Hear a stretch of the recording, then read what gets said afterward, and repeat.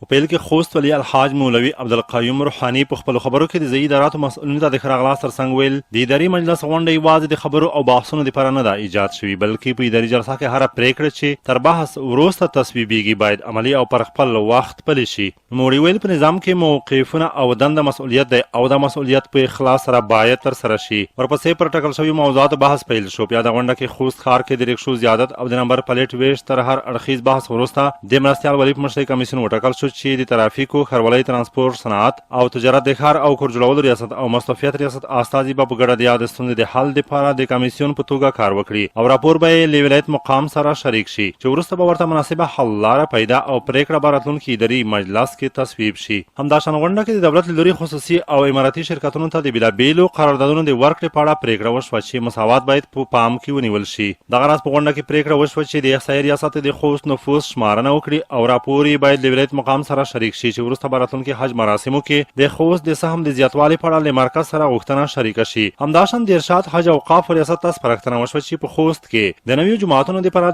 د موقعیتونو معلومول په معیاري ډول د جوماتونو جوړولو موضوع د په رسمي ډول د مکتوب له لارې له ولایت مقام سره شریکه کړي چې وروسته به یې په اړه تصمیم ونیول شي. د اداري جلسې په پای کې خوست والي الحاج مولوي عبدالقیوم روحاني په ځینو مواردو کې سپارښتنې وکړې او مسؤلین یې متوجه کړل چې چارې دې په همغږۍ ترسره شي ځکه چې ټولې ادارې د امارت تر چتر لاندې د ولس چوپړ کوي.